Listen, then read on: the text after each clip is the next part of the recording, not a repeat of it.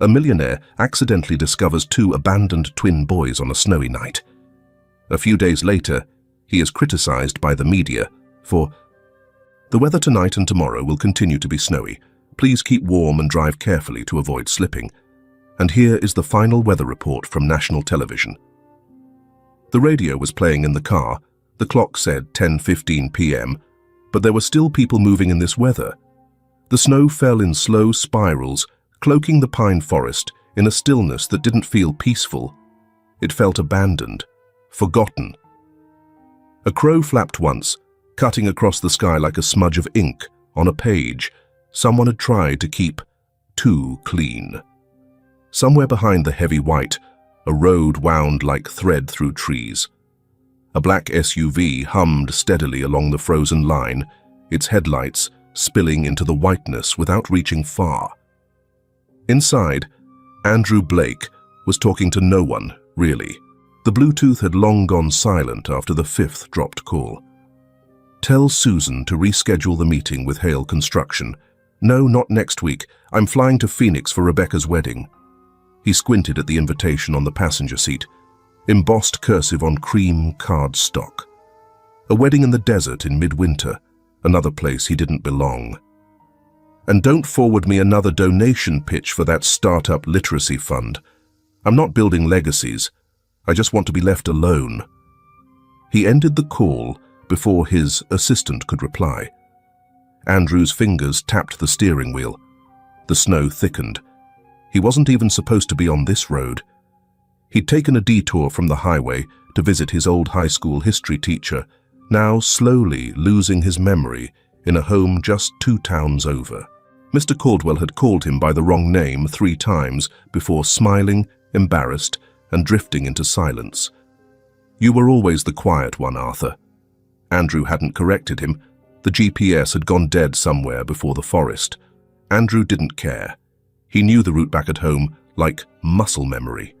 This stretch of road used to mean nothing, just another line between past and present. Tonight, though, it would mean something else. He almost didn't see them. 2 small figures huddled by the side of the road, barely shadows against the snowfall. At first, he thought they were wildlife, deer maybe, or something dropped from a passing truck. He drove past them by instinct. Then he stopped, put the gear in reverse, opened the door, coat already off. The air hit him hard. They weren't animals. They were children. 2 boys, close in size, curled into one another, their bodies barely visible under thin shirts, faces blotched red with cold. One had a faint scar along his left cheekbone. The other clutched a small stone in his hand, shaped like a heart, worn smooth by time or touch. They didn't look up. They didn't cry. They were beyond that now. Andrew opened the trunk of his car, hands moving automatically. He reached for the emergency blanket, the thick flannel one he kept for winters in the mountains. As he wrapped it around them, he felt how light they were. "Hey," he said quietly, though he didn't expect a response. One of the boys blinked slowly. The scarred one. No recognition, no reaction. Andrew bent down, checking their breathing without making it look like he was checking. Alive, but barely warm. He didn't ask where their parents were. He didn't ask their names. Some things you don't need to know right away. "Come on," he muttered, more to himself than them. He lifted both children gently, awkwardly, but with care. Neither resisted. They pressed against each other, as if their bodies remembered the warmth of one another more than the concept of safety. He placed them on the back seat, draped his coat over the blanket, and turned the heater up. The car pulled back onto the road, slower now. In the rearview mirror, Andrew caught glimpses of the boys. One of them, the one with the scar, was staring out the window. His breath fogged the glass, but he didn't move to wipe it away. The other had closed his eyes, his hand still curled tightly around the heart-shaped stone. For a long while, the only sound was the heater and the soft hiss of tires against snow. Andrew reached for the radio, then stopped. Music didn't fit here. This wasn't a rescue. It wasn't heroism. It wasn't even a choice. It just happened. They reached the driveway of his house, dark, unlit, tucked in the arms of the hill, like something forgotten on purpose. The security lights blinked on as the tires crunched over gravel. He parked, sat still for a moment. "All right," he said, exhaling. "Let's figure out what this is." He opened the back door. The boys didn't move. He bent forward. "You can stay the night. Just tonight." Still no answer. He took that as permission. Inside, the warmth was uneven. The fireplace hadn't been used in weeks. Dust clung to the windows. A few framed photos still stood on the shelves, untouched since his wife and daughter died. He didn't look at them now. He set the boys down on the couch. The taller one stirred slightly. Andrew fetched a second blanket, covered their feet. He watched them for a long moment. One of them had started to shiver again. A delayed reaction, maybe. He adjusted the coat, pressing it in tighter. "You're safe," he said softly. It didn't feel like much, but it was the truth. And for now, that had to be enough. The grandfather clock near the fireplace still ticked.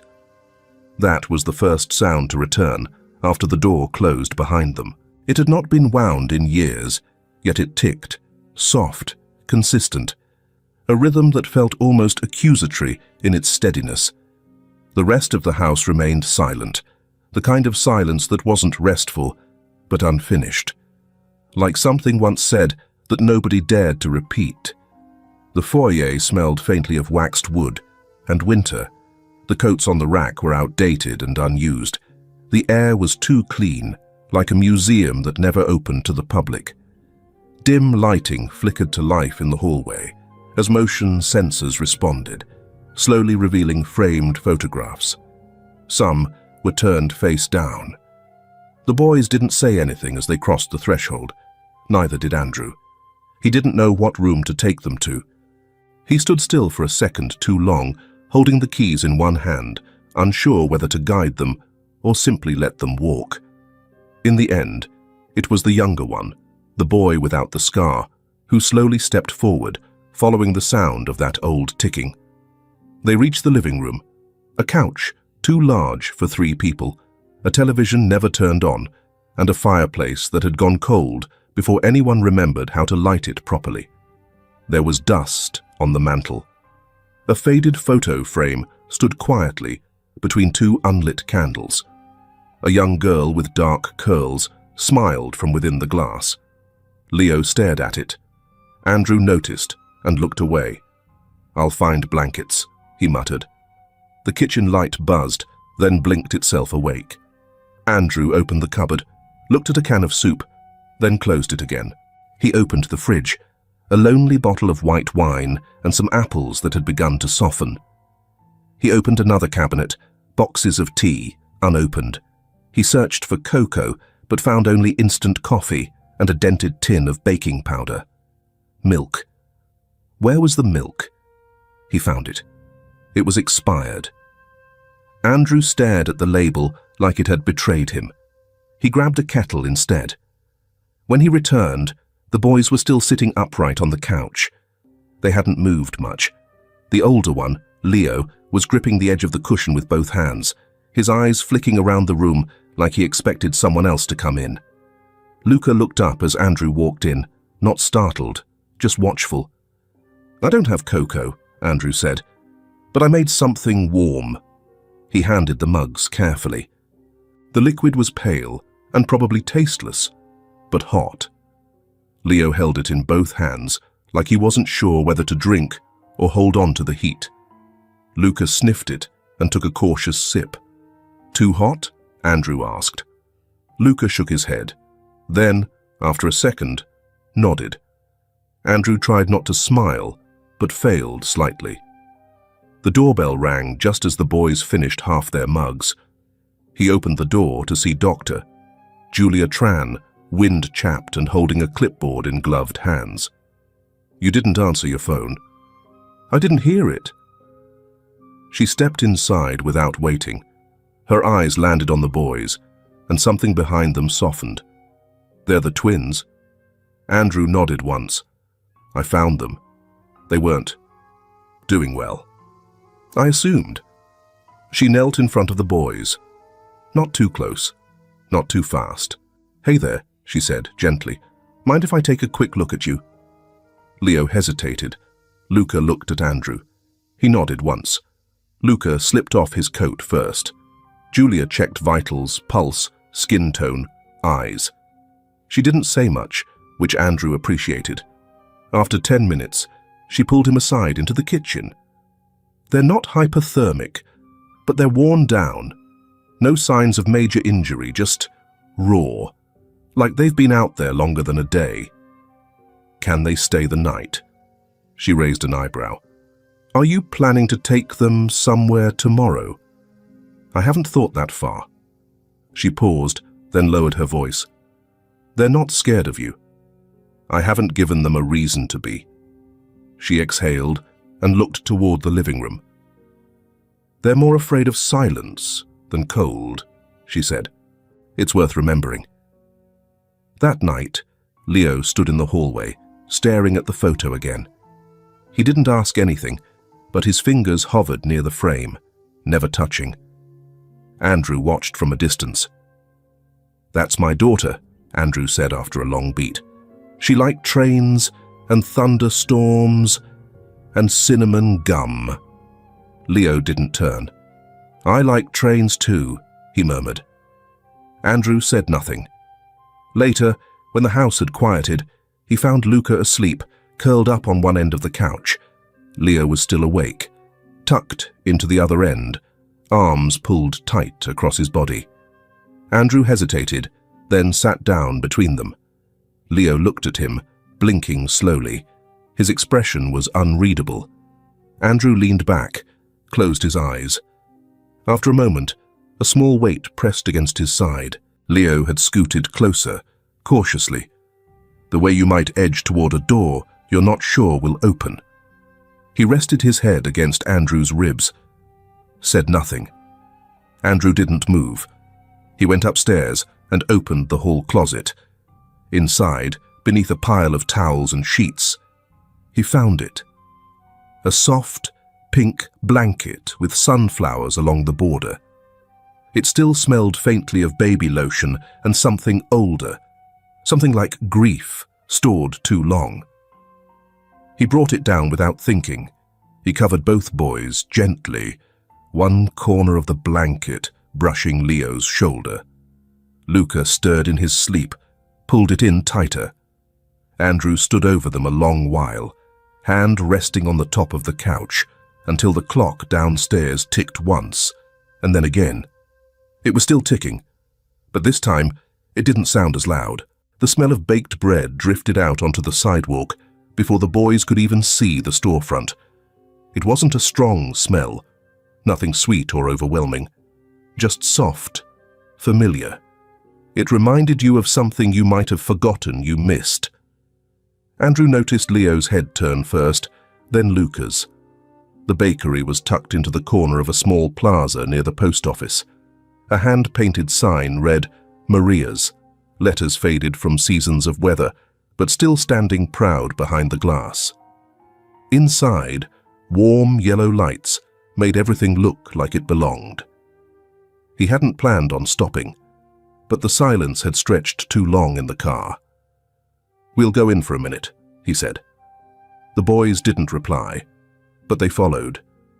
Inside, the room was warm, the kind of warm that clung to your back, the way sunlight used to when you were small and half asleep in the back of a car. Shelves lined the wall with small pastries, loaves stacked in baskets, and a case of cookies, just low enough for children to see clearly. Maria, short, round-shouldered, hair pulled into a bun like she'd been wearing it that way for 40 years, looked up from behind the register. "Well, I haven't seen you in a while." Andrew gave a small nod. "Didn't realize you still opened this early." "I don't," she replied, smiling. "But the dough doesn't wait."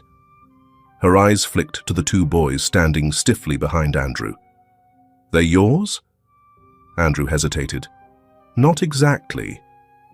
Maria didn't press. She stepped out from behind the counter.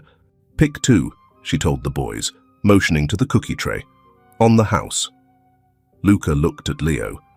Leo looked at Andrew. Andrew gave the smallest shrug. Luca pointed. Leo followed. She wrapped them in napkins like they were porcelain. "Tell me if they taste funny," she said. "I made them at 4 in the morning. Might have been dreaming." The boys took them with careful hands, as if afraid they might be taken back. "Thanks," Andrew said. "Don't thank me," she waved him off. "Thank them for reminding me people still look at cookies with wonder." That afternoon, Andrew brought them to the park. He didn't know why. Maybe to give them space. Maybe because the house still felt too much like something borrowed. It was empty, save for a couple of old benches, a row of swings swaying idly, and the sun trying to slip through the branches of a too-pale sky. Luca approached the swing set. He reached out, but stopped before touching the chain. "Not a fan?" Andrew asked. Luca shrugged. Leo walked to a patch of gravel near the edge of the slide, picked up a smooth rock, and began to draw. Slowly, carefully, he etched a shape into the dust, rays spreading from a circle, uneven but unmistakable. "A sun," Andrew said, stepping closer. Leo didn't look up. "It's warmer when you draw it," he said. Back home, Andrew spotted something on the porch. 3 logs, birch, cleanly cut, arranged neatly beside the door. He looked across the yard. The old house next door was still quiet, shades drawn. "Peter." He didn't wave. Neither did Andrew. But they'd both know. He carried the logs inside. That evening, someone knocked. Andrew opened the door to find Jessica Moreno, holding a folder under her arm and the look of someone who hadn't been home yet today. "I called." "You didn't answer." "I do that a lot." "Yeah. You did it in college too." She stepped inside without waiting. "I'm here as your friend first, social services second, so don't make me play the second card." Andrew led her to the kitchen. The boys were at the table, half assembling a Lego set that had once belonged to someone else. The box had been faded, the pieces mismatched, but neither of them seemed to mind. Jessica paused in the doorway. "They're quiet," she said. "They're tired." "Yeah." She looked at Andrew. "And you?" "You look like a man who opened a door and forgot to check what was behind it." He didn't answer. Later, in the living room, Jessica flipped through her folder. "I need to file a preliminary report. I don't like that you didn't notify anyone when you brought them in, but I'm also not here to report you to the county just yet." "Then what are you here to do?" "To see if what I heard was true." Andrew raised an eyebrow. "I heard you were different now," she said, "but I guess I needed to see it." He leaned back in his chair. "What do you see?" She glanced toward the boys. Leo was now helping Luca with the wheel assembly. "I see you sitting on the floor," she said, "and them not flinching when you raise your voice." "I haven't raised it." "That's the point." Jessica closed the folder. "I'll submit this as a check-in visit. I'll keep your name off the main board for now. But if someone else reports them missing, I know." She reached for her coat. "I'll be back in 3 days." That night, the couch became a battlefield of blanket wars. Luca had claimed a corner and refused to surrender it. Leo had built a pillow fortress. Andrew, somewhere in the middle, held a truce. They lay quietly for a while. Then Luca spoke. "Can you read us a story?" Andrew froze. "I don't really have any," he said. Luca shrugged against his shoulder. "You can make it up." Andrew looked at Leo, who blinked once, then nodded. So Andrew cleared his throat. "Once upon a time," he began, "there were 2 boys who found a house in the snow. It didn't look like much from the outside, just old walls and a roof full of holes. But inside, it was..." Still warm. Luca nestled closer. Leo adjusted the edge of the sunflower blanket. And, even though the house hadn't had anyone in it for a long time, Andrew continued, it decided to stay up one more winter, just in case someone needed shelter. He looked down. Both boys were already asleep. The snow hadn't returned, but the cold had shifted into something sharper, less romantic, more real, the kind of cold that sat low in your ribs and made your shoulders bunch even when the sun was out. Andrew had left early to pick up a few essentials, actual cocoa this time. Toothbrushes, gloves that fit. He hadn't asked the boys if they needed anything. He wasn't ready for lists yet, but he was beginning to notice the small absences. The way Leo's sleeves kept slipping past his wrists. The way Luca's socks didn't match, and neither of them looked like they'd seen a laundry machine in weeks. They were in the backyard when it happened. Andrew hadn't known Mr. Thomas was outside until the voice broke through the hedge. "Hey, you two!" The tone wasn't friendly. It wasn't curious either. It was the kind of voice that came from a place of ownership. Someone who believed proximity gave them power. Luca stood up straight. Leo didn't move. Mr. Thomas leaned against his side of the fence, arms folded, wearing a perfectly pressed flannel, and the kind of expression that said, "I don't yell, but I do mean what I say." "This neighborhood's not a shelter," he said.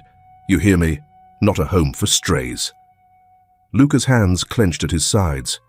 He turned slightly, as if to shield Leo. "You think people don't notice? New faces, no parents. Some loner bringing in kids like stray dogs. That's not what this place is." Leo's head dropped. "Ku, nei, kung, fai, trai, un, shin." "Ong," Thomas muttered. "You don't belong here." Neither boy answered. Luca reached for Leo's sleeve and tugged gently. They walked inside without a word. By the time Andrew got home, the house was quiet. Too quiet. The living room was undisturbed. The blanket on the couch still held the same fold from the morning. No Lego pieces underfoot, no mugs with half-finished tea. The back door was shut. He called once. No answer. He called again, louder. Still nothing. His stomach dropped. He checked every room, opened every closet, even checked the garage. Then he saw the note, folded once, placed on the kitchen counter with a yellow crayon that had snapped in half beside it. "We're sorry we made people hate you. We'll go now so they don't look at you like that." The handwriting was shaky, the spelling off, but the meaning was clear. He grabbed his coat. Maria answered the door, still wearing her apron. Before he could ask, she held up a hand. "I saw them," she said. "Maybe 20 minutes ago. They were walking behind the plaza. I thought maybe you were with them." Andrew didn't respond. She pointed. "There's a service alley behind the hardware store. Sometimes the kids from the middle school hang out there. It's quiet." He took off before she finished. He found them curled under the metal stairs beside the dumpster, huddled in that way they always were. One protecting, one quietly enduring. Their cheeks were pink from the cold, their eyes even more so. They didn't react when they saw him, as if they'd been waiting for something else. A police car, a stranger, nothing at all. He didn't speak. He knelt, and without saying a word, he opened his arms. Leo moved first. Luca followed a second later. Their bodies were cold, but they weren't shaking. Not like before. They stayed there for a while. Back at the house, he made them sit on the couch, turned the heat up, made tea without asking, this time with actual cocoa. He placed the mugs in front of them and pulled over the ottoman so he could sit at eye level. "Who spoke to you?" he asked. Leo looked down. Luca's jaw moved like he was chewing on a thought too bitter to swallow. "Mr. Thomas," Luca said finally. Andrew blinked. "What did he say?" "He said we don't belong here." Andrew nodded slowly. That's not true. He said it's not a place for strays. There was no anger in the boy's voice. That hurt more than if he'd shouted. Andrew looked between them. I didn't bring you here as strays, he said. Leo's voice was barely audible. Then why did you bring us? Andrew took a breath, let it sit in his chest a moment, before answering. I saw two kids who needed someone. That was it. Nothing more complicated. Leo nodded once, eyes fixed on his hands. Luca fiddled with the corner of the blanket. Can we still stay? He asked. Andrew leaned forward. You're here, he said. That hasn't changed, and won't. That night, Andrew stood at the kitchen sink long after the dishes were clean. He stared out the window at the fence line. No sign of Thomas. Just the bare trees shifting in the wind, whispering things no one would admit out loud. He turned off the light, walked down the hall, and this time, when he passed the couch, he didn't keep going. He sat, quietly, without ceremony. Leo, already half asleep, adjusted himself so their shoulders touched. Luca was curled near his feet, breathing slow. Andrew picked up the note from the counter, smoothed it flat. He folded it again, more carefully this time, slipped it into the drawer beside the couch, not to throw away, but to keep. The morning after they came back from the alley, the house was still as ever, but not tense, just hushed like everyone had agreed, without speaking, to tread more gently around the day. Andrew had fallen asleep at the desk in his office.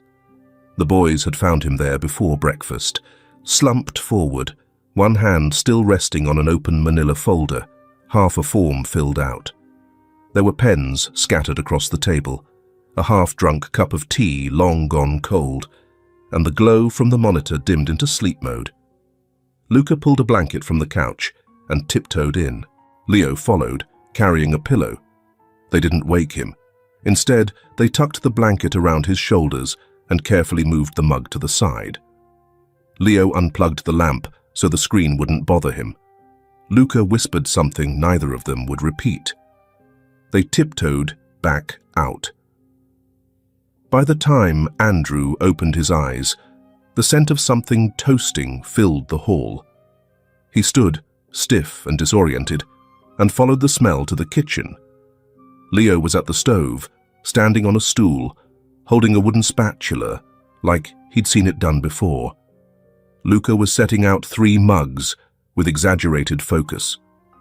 You're not supposed to touch the stove, Andrew said, groggy. Leo blinked. We're not. I lit it. Andrew turned. Luca shrugged. You were sleeping. We didn't want to bother you. The toast was slightly burnt. He ate it anyway. Later that day, Leo brought him a drawing. He didn't speak, just held it out like it explained something words wouldn't. Andrew took it gently. The lines were messy, colored over multiple times, but the image was clear. A tall figure holding an umbrella, 2 smaller figures beneath it. A woman crouched nearby, hands covering a wound on her side. The umbrella was tilted slightly, protecting the children, not the adults. Andrew looked up. Leo was watching him. Luca stood behind, hands in his pockets. We remember her, Luca said, but we remember you now too. Andrew cleared his throat but didn't speak. Leo tapped the page once, then walked away. That afternoon, Andrew took the boys to a small school not far from the plaza. It had a brick courtyard with faded hopscotch lines, a library with carpeted reading corners, and a playground still slick from yesterday's frost. He'd made an appointment with Ms. Rodriguez, the behavioral liaison. She greeted them at the front office, dressed in a soft grey cardigan and eyes that missed nothing. I don't usually assess new students in December, she said, gently shaking hands with Andrew. But we'll see what we can gather. She kneeled to the boy's height. I don't need you to do anything today, she told them. Just explore. Play. Maybe draw something if you want." Leo nodded. Luca didn't. Andrew waited in the hallway, arms crossed, tapping his foot. "You always were fidgety," came a voice. He turned. Henry Voss, clean-cut as ever, stepped through the office doorway, holding a briefcase in one hand and a coffee in the other. "I got your message," Henry said. "That was a surprise. I didn't think I'd be calling either." Henry glanced toward the door, where the boys had gone in. "They yours now?" "Not yet." "Want them to be?" Andrew didn't answer immediately. "I think they want it," he said. "That's enough to start, right?" Henry gave a slow nod. "Then we've got work to do." Back home, paperwork spread across the dining room table like an unfinished puzzle. Andrew clicked through documents on his laptop while Jessica paced, reading off checklist items from her phone. "You'll need at least 2 personal references," she said. "Peter's an option, but someone who knows your life before might hold more weight." Andrew kept typing. "Medical records too, for both you and them. Vaccinations. Previous custody arrangements, if there are any." "There aren't," he said. Jessica nodded, setting her phone down. "Lorena Avila's handling the psych eval. She's direct." Andrew looked up. "That a warning?" "Not exactly," Jessica smirked. "But she's not going to care about bedtime stories and cocoa. She wants structure, documentation, a long view." 2 days later, they met her. Lorena Avila, tall, deliberate, sharp in both dress and tone, arrived at the house with a leather-bound tablet and no warmth in her handshake. "I've reviewed the basic file," she said. "I'm not here to listen to emotional appeals. I'm here to assess the psychological suitability of this arrangement. Nothing more." She sat across from Andrew in the living room. The boys were in the next room, quietly stacking blocks. She glanced at the drawings Leo had left on the coffee table. The one with the umbrella still sat there. Lorena picked it up, examined it without expression. "This is meant to say what?" Andrew looked over. "Nothing. He just drew it." She set it back down. "I don't respond to symbolism," she said. "I respond to stability." Andrew nodded once. "That's what I'm trying to give them." Lorena clicked her pen. "We'll see." That night, Leo added something to the drawing. A 4th figure, small, standing beside the woman. The umbrella had shifted slightly. Now, it covered them all. Comment, "cow's milk," if you're listening to this story at home. If you're enjoying it at the park or somewhere else, comment, "nuts milk." The knock came mid-morning, sharp, precise. 3 raps, evenly spaced, not hesitant, not aggressive, just sure of itself. Andrew was at the sink rinsing coffee grounds when he heard it. The boys were building towers out of cereal boxes in the living room, arguing over whether the highest one could still stand without leaning on the couch. He dried his hands on the towel, called out without turning, "Stay here." He opened the door. The man standing on the porch looked out of place, not just in the neighborhood, but in the moment. The kind of person who seemed dressed for a different setting entirely. Too polished, too certain. A long dark coat hugged his frame, hair slicked with a calculated wave, shoes without a single blemish. He smiled. "Andrew Blake, yes?" Andrew didn't answer. "Apologies for the intrusion. My name is Eduardo Marquez. I believe we need to talk." The name meant nothing, but the tone, that kind of cordial confidence, it landed somewhere deep in Andrew's gut and stayed there, unsettled. "I think there's been a mistake." Eduardo's smile widened a fraction. He pulled a folder from inside his coat and held it out like a gift. "There usually is. That's why I brought documentation." Andrew didn't take the folder. He kept his eyes locked on Eduardo's, waiting. Eduardo shifted his weight and dropped his voice half a tone. "I'm the boy's father." Behind him, the living room fell silent. The cereal boxes stopped moving. Andrew didn't turn, but he could feel it. Leo and Luca, watching. When Eduardo looked past Andrew's shoulder and caught their gaze, the charm in his expression didn't fade. If anything, it softened into something rehearsed, warmth, apology, even paternal regret. Leo's face drained of color. Luca took one step back, then another, until his shoulder brushed the corner of the hallway wall. Andrew felt them retreat behind him like shadows folding inward. "You'll understand," Eduardo said smoothly. "This has been a very difficult time for our family. I've been working with my lawyer to track them down. No small feat, given the lack of formal reporting." He gestured to the folder again. "Birth certificates, medical records, proof of custody. I'm not here to fight, Mr. Blake. I'm here to correct something." Andrew finally took the folder. It was heavier than expected. He didn't open it. "How did you find us?" "Concerned neighbors," Eduardo said, without blinking. "Apparently, someone noticed you bringing 2 young boys into a property alone. They made inquiries. Things have a way of surfacing when people start asking the right questions." Andrew didn't reply. His jaw set. His fingers tightened around the folder. Eduardo stepped back onto the top step, keeping the air casual. "I understand this is sensitive. I'll give you time to look over the papers. My contact information is inside." He paused. "And Mr. Blake, thank you, truly, for keeping them safe." Then he turned and walked to the black sedan, idling at the curb. The door shut with a quiet, final click. Inside, Andrew closed the front door slowly, carefully. Leo was standing in the hallway, eyes locked on the floor. Luca had backed all the way to the kitchen, his fingers gripping the edge of the counter. Andrew didn't speak right away. He dropped the folder on the table like it might bite him. "That was him?" he asked. Leo nodded, barely. Luca's voice came out thin and sharp. "He smiled, like he didn't hit her." Andrew turned. "What?" "He smiled," Luca repeated, louder now. "Like he didn't do anything. Like he was just back." Leo looked up.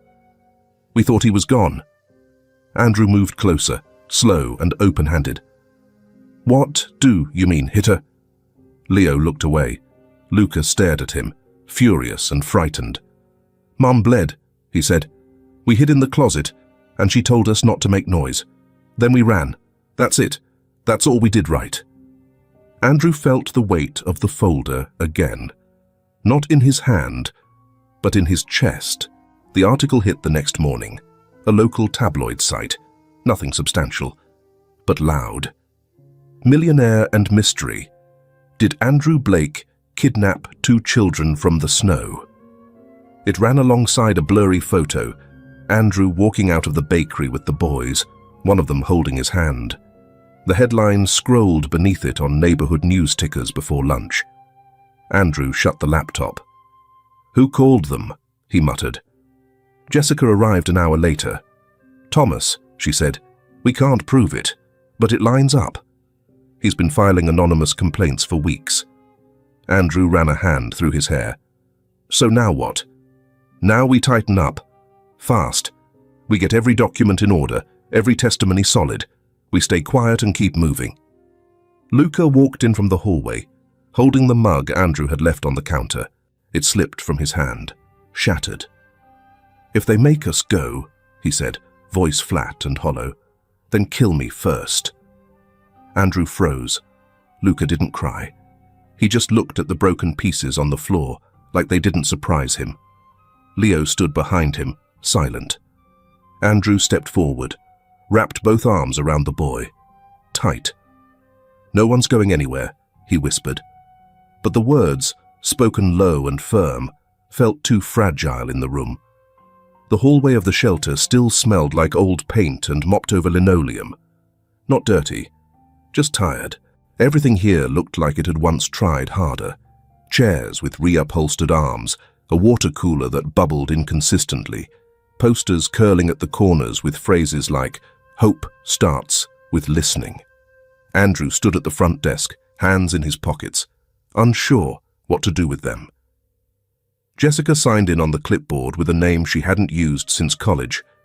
The woman behind the glass nodded, recognized her. "You're looking for records?" "Something like that," Jessica said. "A woman named Camila Ruiz came through about 6 months ago. 2 kids." The woman's fingers hovered over the keyboard. "There's privacy. She's dead," Andrew said flatly. The woman blinked. "Oh." She typed for a long moment, frowning at the screen. Then nodded toward a door marked Archives, Staff Only. "Try back there. If she left anything, it'd be in the exit folder. Most folks leave quick, but sometimes—" Her voice trailed off. Andrew and Jessica walked in silence, through a hallway with walls too close and lights too dim. A heater kicked on with a groan above them. The archive room was nothing more than a converted storage closet. Shelves of paper, boxes labeled with initials and months. Jessica sorted fast. Her fingers knew what to look for. Here, a manila envelope, written in Sharpie, C. Ruiz. Jessica handed it over. Andrew held it like it might fall apart in his hands. Inside were 3 papers, a visitor log, a sketch of a sleeping schedule, and a folded sheet of lined paper, creased unevenly, edges soft from too much handling. The handwriting was thin, rushed. Ink in places had bled with water, but most of it remained legible. "If I don't make it back, please, someone, love them. My boys, Leo and Luca. They're brave and sweet and too little to be afraid this much. Don't let them forget how to trust. If I'm not here anymore, it wasn't because I wanted to leave. I tried. Please tell them I didn't just go. Please love them. If I can't." Andrew didn't realize he'd sunk to the bench just outside the chapel until Jessica sat beside him. He was holding the paper like it anchored him. The winter air moved around them, dry and sharp. A single bird hopped along the edge of the sidewalk, fluttered, flew off again. Andrew didn't speak. His thumb pressed into the folded corner of the paper again and again. "You okay?" Jessica asked softly. He didn't answer. "That's her handwriting," he said finally. "It's the first thing I've seen from her that's real. Not a report, not second-hand, just her." Jessica looked down. "She knew what might happen," she said. "She still ran. That tells you something." Andrew nodded, his eyes still locked on the letter. "I thought I was doing something temporary," he said. "A ride, a night, a few weeks." He swallowed. "But she already asked for more than that, and I didn't even know." Jessica leaned forward, elbows on her knees. "You know now." Silence settled between them again, comfortable this time, weighted, but still. "You don't have the luxury of stepping back anymore," she said. Andrew exhaled. "No," he agreed. "I really don't." They drove to the church on the far side of town that afternoon, a small, simple building with white paint peeling at the windowsills, a bell that hadn't rung in years. Father David answered the knock himself, a thin man with a tired but attentive face. His eyes caught on Andrew, but his voice warmed when Jessica spoke. "You remember Camila Ruiz?" "Yes," he said quietly. "Very much." He led them inside. "She came through, I want to say February, or March, cold night. She had the boys with her." He paused by a pew and gestured for them to sit. "She didn't ask for much, just warmth, a safe room for the night. I gave her what I had, an old cot behind the pantry. She didn't sleep much. She prayed for hours." Andrew stared at the stained glass window. It was cracked in one corner. "Did she say anything about the boy's father?" Father David hesitated. "She had bruises," he said finally, "and not fresh ones. Some looked like they'd tried to heal, but hadn't been allowed to. He looked toward the altar. She told me he used to call it discipline. Said it made the house quiet. Jessica folded her hands. Did she leave anything here? He shook his head. Just a note in our prayer book. Something about forgiveness and fear. I kept it, in case anyone ever came asking. He stood and disappeared into a back room. When he returned, he held out a slip of torn paper. Camilla's writing again. Different this time. Less panicked, almost peaceful. Forgive the noise I brought. Let their silence be safe now. Andrew read it once, twice, then folded it and tucked it into the same envelope with the first letter. They didn't talk on the drive back. The sun was starting to set behind the trees, casting long shadows over the road.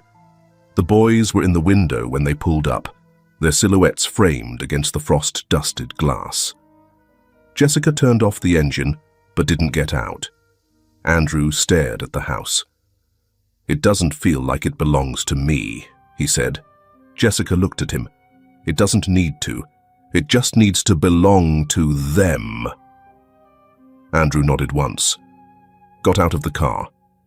As he reached the porch, the front door opened before he could knock. Luca barreled forward and threw his arms around his waist. Leo lingered just behind, still watching. Always watching. Andrew bent slightly, one hand on Luca's shoulder. He didn't speak, just held him. Inside, the boys led him to the kitchen, where someone had tried to make soup. The smell was strange but familiar. Leo pointed to the stove. We saved you a bowl. Andrew sat down. He opened the envelope again. He read the letter once more, then folded it tighter this time. He didn't cry. But he didn't let go of it either. The courthouse had no grand entrance, no sweeping steps or echoing halls, just carpet worn thin in the middle, doors that creaked, and fluorescent lights, too bright for the tired eyes beneath them. Andrew sat on the bench outside courtroom 3B. A folder rested on his lap, unopened. Inside were the same papers he'd read a dozen times. Luca sat beside him, fidgeting with the zipper of his coat. Leo leaned against Andrew's arm without a word. Jessica stood across from them, flipping through her phone, though she hadn't really looked at it in 5 minutes. Her lips moved slightly, reciting points in her head she wouldn't be the one to say aloud. The courtroom door opened. A clerk peeked out.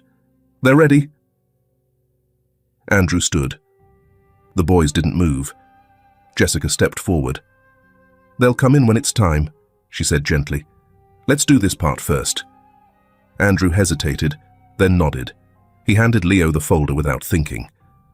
Leo clutched it with both hands, like it mattered.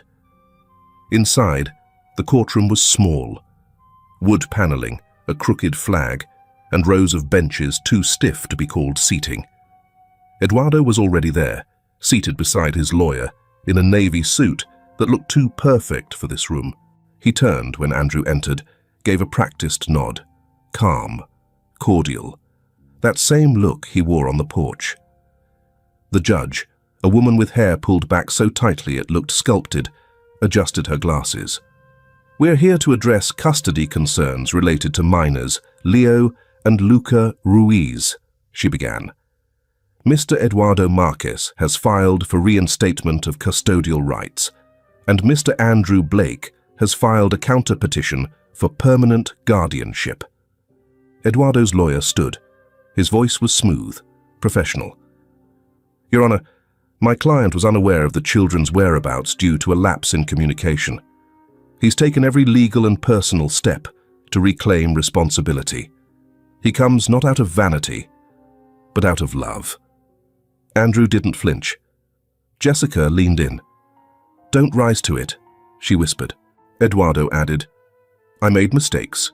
I know that. But I never stopped being their father. And I'm asking this court to let me make things right. The judge looked over her glasses at Andrew. Mr. Blake, do you wish to respond? Andrew stood slowly, cleared his throat once. He didn't reach for the papers on the table. He didn't look at Jessica. Instead, he turned to the clerk. "Can I show the court something?" The judge nodded. Andrew walked to the side table, took the drawing Leo had tucked into the folder, held it up. A man with an umbrella. 2 children underneath. A woman beside them, injured. In the latest version, the umbrella now covered them all. There were no words on the paper, except one, in Leo's handwriting, scrawled at the bottom, "Don't leave us." Andrew held it for a second longer, then set it on the edge of the judge's bench. "That's all I have." He sat down. There was a silence in the courtroom that felt too full. Eduardo shifted in his seat. His lawyer said something under his breath. Then the judge turned. "Ms. Avila, you've conducted a psychological evaluation of both parties." Lorena stood from the gallery. No clipboard, no folder. Her heels tapped against the floor, measured even. "I did. And your findings?"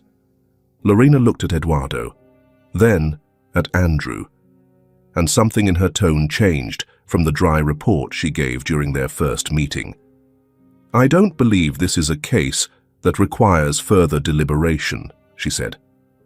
"The children have shown clear signs of trauma, yes, but also clear signs of where they feel safe, where they've begun to recover. The drawings, the language, their posture, every signal points to one conclusion." She looked at the judge. "They are not confused. They are not undecided. They are simply afraid of being taken away again." Eduardo's lawyer stood. "Objection! Overruled," the judge said firmly, then turned back to Lorena. "Do you believe Mr. Blake is a suitable guardian?" "I believe he's already their father in every way that matters." Another silence. Then the judge looked down, scribbled a note. Her voice was quieter now, but no less firm. "The court recognizes the voluntary surrender of parental rights from Camila Ruiz, as per documented absence. Based on the evidence presented and the testimony of licensed professionals, legal guardianship is awarded to Mr. Andrew Blake, effective immediately." She paused. "Mr. Marquez, your petition is denied. Custody rights are hereby terminated, permanently." Eduardo didn't speak. He didn't look at anyone.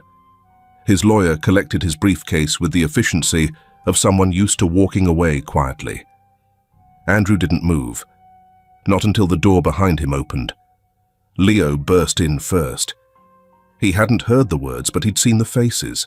He ran to Andrew and threw both arms around him, shaking. "Is it real?" he asked, voice cracking. "Like, real? Andrew's voice was rough when he answered. "Yeah, it's real." Luca stood in the doorway, eyes wide and wet. Andrew opened his arm, and this time both boys ran to him at once. Jessica leaned against the wall near the back, arms crossed, trying not to smile too much. Lorena collected her coat without a word. Outside the courthouse, the wind had picked up, sharp and loud against the glass.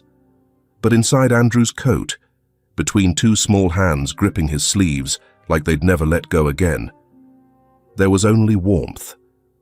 Leo whispered through hiccuped tears, "I have a dad." For real. And Andrew, with his hand on both of their backs, finally let the truth of it settle in. So did they. The call came late, too late for a routine update, too early for disaster. Jessica's name blinked across the screen, and Andrew answered before the second ring. "There's a situation," she said. "Emergency intake. No local placement available." He rubbed at his temple. "You're calling me as a social worker?" "I'm calling you as someone who knows what's already in your house." A pause. "There's a kid," she added. 4 years old. Name's Matthias. They don't have anyone else." Andrew leaned back into the kitchen chair. The boys were upstairs. He could hear the occasional clatter of Lego bricks on the hardwood floor.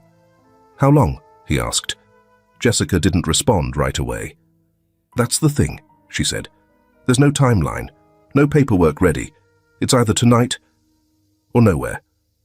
He didn't answer, just exhaled. It sounded like surrender. 30 minutes later, she pulled into the driveway with the boy in the back seat. Matthias didn't cry, didn't move, just sat, strapped into the seat, staring straight ahead. His eyes were wide and brown, but distant, as if they belonged to someone older, someone who'd already seen too much and decided it wasn't worth reacting anymore. Andrew opened the car door. The boy didn't flinch. "This is temporary," he said out loud, but Jessica didn't confirm it. She knelt beside the seat and unbuckled him gently. "Matthias," she said, voice soft. "This is Andrew. He's a good person. You don't have to say anything. You just have to be here." Matthias stepped out on his own, silent, small. His shoes looked 2 sizes too big, and his coat was zipped all the way up to his chin. Inside, Leo and Luca had come down the stairs, waiting. Luca spoke first. "He's really small." "He's 4, Jessica said. "He's had a long day." Leo didn't say anything. He disappeared into the hallway and came back holding a teddy bear, the same one he used to keep by the couch during their first week in the house. He walked up to Matthias, held it out. Matthias didn't take it, didn't look at him, just kept staring at the wall. Andrew wanted to say something, anything, but the words felt too loud. So he stayed quiet. That night, dinner was quiet. Matthias didn't eat, but he didn't refuse either. He sat at the table, feet not touching the ground, eyes scanning the room like it might disappear if he blinked too long. Luca slid his plate closer. "You can have mine," he whispered. Matthias said nothing. Afterward, Luca pulled out the art box and sat on the floor, flipping through blank pages. He didn't look at the younger boy, just left space beside him and began to draw. Soft strokes, big shapes, a sun, a tree. He pushed the crayon box toward Matthias. "You don't have to talk," Luca said. "Just be here." Matthias blinked slowly, then, after a long pause, sat beside him. He picked up a blue crayon. Didn't draw, just held it. Andrew watched from the doorway. His hand curled loosely against the wall, as if he needed something to steady him. Later, after the boys had gone to bed, Leo curled against the wall, Luca still mumbling a story to himself. Andrew checked the extra blanket again, folded it tighter around Matthias, who hadn't said a word, but hadn't pulled away either. At midnight, he walked past the room again. Matthias had moved. He was no longer curled at the edge of the mattress. He had inched his way closer to Leo. One small hand clutched the teddy bear, the other rested near Leo's shoulder. His chest rose and fell in the deep, even rhythm of sleep. Andrew stood in the hallway, hand over his chest, like he was holding something in place inside him, something he hadn't dared to name yet. Not love, not exactly, but the shape of it, the outline. Maybe it was coming back. The next morning, Andrew found himself in the kitchen again, instinctively making 4 mugs of warm milk instead of 3. Luca padded in first, dragging the oversized sleeves of his pajama top. He rubbed his eyes and slid into a chair. Leo came next. He nodded silently and pointed toward the hallway. "He's still sleeping," he said. "Leave him," Andrew said. "Let him rest." But when Matthias did come in, barefoot, eyes still adjusting, he didn't stop at the door. He walked straight to the table, climbed up into the chair next to Leo, and sat. No words, just presence. Leo pushed a napkin toward him. Luca offered a corner of toast. Matthias didn't eat, but he stayed. In the afternoon, they built a blanket fort in the living room. Matthias didn't build, just watched. But when it was done, he crawled in first, sat quietly in the center. Leo handed him a flashlight. Luca made up a game. Matthias laughed once, a soft, startled sound, like he hadn't meant to. The room froze for half a second. Then Leo said, "That was loud," and everyone laughed, even Matthias. Just a little. That night, when Andrew checked on them again, he found all 3 boys under the sunflower blanket. Matthias was curled up between the other 2, hand still loosely gripping the teddy bear. He stood there for a long time, longer than he meant to. The house was quiet, but not the way it had been when he first brought Leo and Luca home. Not a silence of absence, but one of peace. And when Andrew finally turned out the light, he let the smile come all the way this time, like maybe this wasn't temporary after all. The first snow came silently, like someone tiptoeing back into a memory. No one noticed at first. The morning had started grey, uneventful. Leo fussing over a crayon he swore was missing, Luca asking how many pancakes was too many, Matthias sitting at the edge of the table, quiet but present. Andrew stood at the sink, rinsing dishes with the kind of efficiency that came from repetition. He wasn't thinking about anything, just listening to the soft clatter of utensils, the hum of the radiator, the half-whispered chatter between the boys. Then Leo gasped. "Snow," he said. Luca dropped his fork. "Where?" Leo ran to the window. "Here." Andrew dried his hands slowly, walked over. Sure enough, white flecks drifting down like the air had started dreaming. The first snow of the season. Leo opened the door before anyone could stop him. Cold air flooded the house. "Shoes!" Andrew called out, too late. Luca had already bolted after him, laughing. Andrew grabbed coats and boots as fast as he could. By the time he made it outside, Leo was spinning in a slow circle with his mouth open, trying to catch flakes. Luca was attempting to pack snow from the front step. Too early still, too powdery, but determined anyway. Matthias stood in the doorway, not outside, just looking. His eyes followed the other boys, his hands tight at his sides. Andrew knelt down in the hallway behind him. "You can go if you want," he said quietly. Matthias didn't answer, but after a long pause, he took one small step forward, then another. He stopped just at the edge of the porch, his toes touching the white. Leo spotted him. "Come on!" he yelled, waving his arms. "We're making a snowman," Luca joined in. "You can help. You can pick the nose. It can be a carrot or a marker. We don't care." Matthias looked at Andrew, not for permission, but for something quieter, something older. Andrew just gave a small nod. That was enough. Matthias stepped off the porch. They built the snowman slowly. No one cared about proportions. The bottom was lopsided, the middle a bit too tall. The arms were just sticks they found in the flower beds. Luca insisted the eyes be made from Lego wheels. Leo added a scarf that used to be his mother's. Matthias handed them things without being asked. First a pine cone, then a bottle cap. When it was done, it looked like a mess. They loved it. Leo clapped his gloved hands. "It's a family snowman." Matthias didn't say anything, but he smiled. Not wide, not long, just enough. Andrew saw it. He didn't say anything, didn't draw attention to it, but he heard it, the tiniest sound, a small exhale, light and breathy. It might have been a laugh, or maybe something better. That night, after the boys had bathed and changed into fresh pajamas, Leo went upstairs and came back with a folded piece of paper. He smoothed it out on the dining table, weighed down the corners with spoons. It was a drawing.